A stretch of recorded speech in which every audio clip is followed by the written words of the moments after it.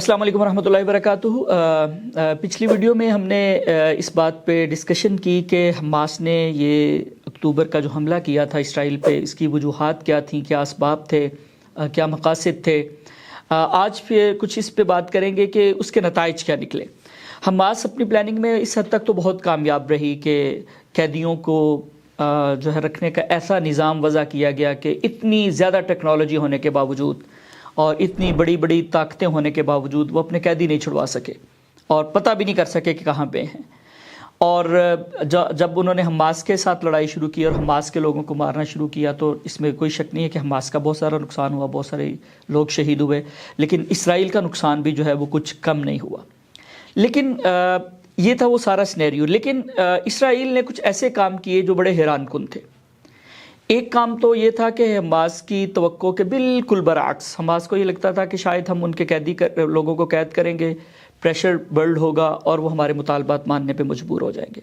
लेकिन Israeli government ने कतअन अपने कैदियों की कोई परवाह नहीं की, बल्कि ऐसी बेशुमार केसेस हैं कि ख़ुद उनकी अपनी बमबारी की वजह से उनके अपने कैदी जो है वो मारे गए हैं।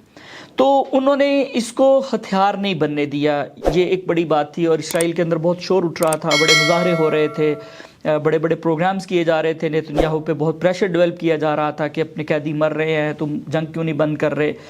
लेकिन इसराइल ने एक बड़ा गैर मुतवक्के सा इस पे जो है वो रिस्पॉन्स किया कि जैसे उनको कोई परवाह ही नहीं है अपने बंदों की।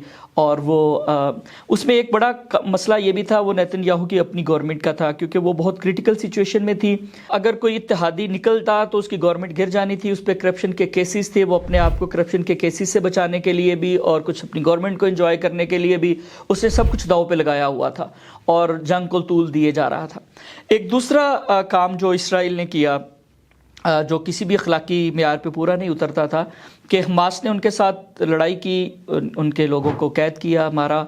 तो वो हमास के साथ अगर लड़ाई करते तो ये किसी हद तक जो है वो काबिल फ़हम बात थी।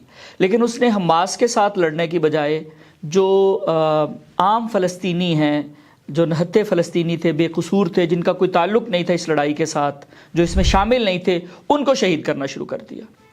मसाजिद पे बमबारी की गई, गिरजा घर गिरा दिए गए, हॉस्पिटल्स पे बमबारी की गई, और जो आम मुसलमान थे स्कूल, कॉलेजेस, यूनिवर्सिटीज़, उन पे बमबारी की गई।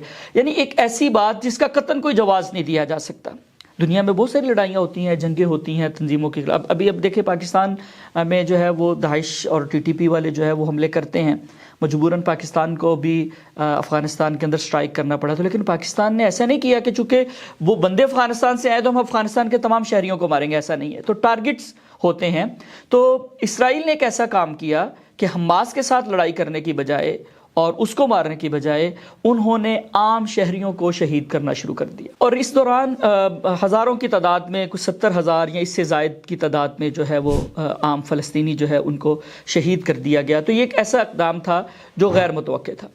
और इससे भी अगली बात अगर हम देखें तो इसमें अगली अनएक्सपेक्टेड बात थी कि जब इतना जुल्म सितम हो रहा था तो कोई भी इसराइल का हाथ रोकने के लिए सामने नहीं आया। दुनिया में बड़ी ताकतें थीं, दुनिया में इदारे थे, यूएनओ है, मुसलमानों की बड़ी बड़ी हुकूमतें थी, लेकिन किसी ने ये हिम्मत नहीं की कि वो जालिम का हाथ बज़ोर ताकत रोक दे। अदरवाइज़ दुनिया में ऐसा होता है कि जब लगता हो कि किसी पे जुल्म हो रहा है, अभी यूक्रेन का मसला देखें कि जब यूरोप को लगा कि यूक्रेन पे जुल्म हो रहा है तो यूरोप खुल के उनके साथ खड़ा हुआ, उनको असला दिया और हर किस्म की उनको सपोर्ट की।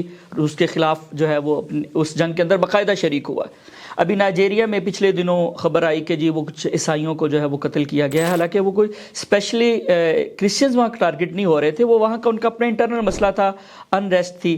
तो अमेरिका ने बाकायदा कहा कि अगर ये ईसाइयों को इस तरह मारा गया तो हम बाकायदा वहाँ पे अटैक करेंगे। और तो दुनिया में हर जगह पे ऐसे होता है कि जब जुल्म होता है तो कुछ लोग होते हैं, कुछ ताकतें ऐसी होती हैं जो जुल्म को रोकने की कोशिश करती हैं।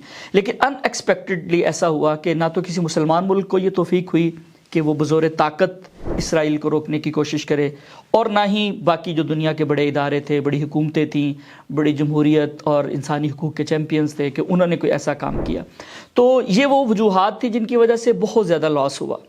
हज़ारों की तादाद में जो है वो फ़लस्तीनी शहीद हुए, ज़ख्मी तो बहुत ज़्यादा, पूरा इंफ्रास्ट्रक्चर तबाह हो गया।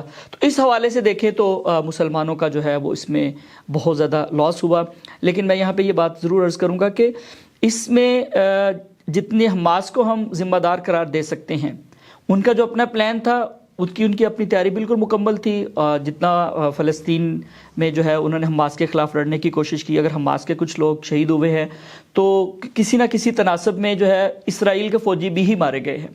تو جو حماس اور اسرائیل کا معاملہ تھا اس میں تو حماس بڑی حد تک کامیاب رہی ہے، اور اپنے اس پلان میں جو ان کا پلان تھا قیدیوں کو پکڑ کے رکھنا اور ان پہ بارگین کرنا، انہوں نے اپنے قیدی بھی چھڑوائے ہزاروں کی تعداد میں فلسطینی جو اسرائیل نے اغوا کر کے اپنی جیلوں میں رکھے ہوئے تھے، تو اس کو جو ہے انہوں نے چھڑوایا بھی ہے اور بارگین بھی بڑی حد تک کامیابی کے ساتھ کر لیا ہے. لیکن یہ جو ان ایکسپیکٹڈ چیزیں ہو رہی تھیں جس کا نہ کوئی قانونی جواز تھا نہ کوئی اخلاقی جواز تھا، اور سب سے بڑی بات یہ ہے کہ پوری دنیا کی اس پہ خاموشی، مسلمان ملکوں کی اس پہ خاموشی، یہ وہ اسباب تھے جس نے مل کے جو ہے وہ فلسطینیوں کے لیے اس ظلم کا راستہ ہموار کیا. ہم کہہ سکتے ہیں کہ اس میں سارے ہی مجرم ہیں، کسی ایک تنظیم کو یا کسی ایک علاقے کے لوگوں کو. یہ آپ اس کی مثال ایسے سمجھ لیں کہ اگر آپ کا چھوٹا بھائی جو ہے اس کو کوئی گلی میں کھڑے ہو کے سڑک پہ اس کو مار رہا ہے، وہ 2-4 اس کو تھپڑ مارتا ہے اور وہ بھی آگے سے بدلہ لینے کے لیے ایک ہاتھ تھپڑ مار دیتا ہے. تو اب آپ اس کو یہ تو کہہ سکتے ہیں کہ تم نے بھی اس کو تھپڑ مارا ہے تو تمہیں اس لیے وہ مار پڑ رہی ہے، تو تم نے غلط کیا ہے، تمہیں پتا تھا وہ طاقتور تھا، تم اس کو تھپڑ نہ مارتے. لیکن اس بھائی کے ایک تھپڑ کی وجہ سے اگر وہ طاقتور آدمی آپ کے گھر میں آ جاتا ہے اور آ کے جو ہے وہ آپ کی خواتین کے ساتھ زیادتی کرتا ہے، ان کو تنگ کرتا ہے، آپ کے لوگوں کو قتل کرتا ہے، اور آپ اس میں خاموش ہو کے بس یہ کہتے رہتے ہیں نہیں یہ تم نے چونکہ تھپڑ مارا تھا اس وجہ سے یہ ہو رہا ہے، کوئی آگے سے رسپانس ہی نہیں کرتے، تو اس ایک تھپڑ کو ذمہ دار نہیں قرار دیا جا سکتا. اصل میں ہم سب مجرم ہوں گے نا اس میں، کہ تھپڑ کا جواب یہ نہیں ہوتا بہرحال. تو جو اسرائیل نے کیا کہ حماس کے ساتھ لڑنے کی بجائے نہتے اور بے قصور لوگوں کو شہید کرنا، زخمی کرنا، انفراسٹرکچر کو تباہ کرنا، اس کی کوئی جسٹیفیکیشن نہیں ہے، اور اس کے لیے سارے لوگ جو ہے وہ ذمہ دار ہیں.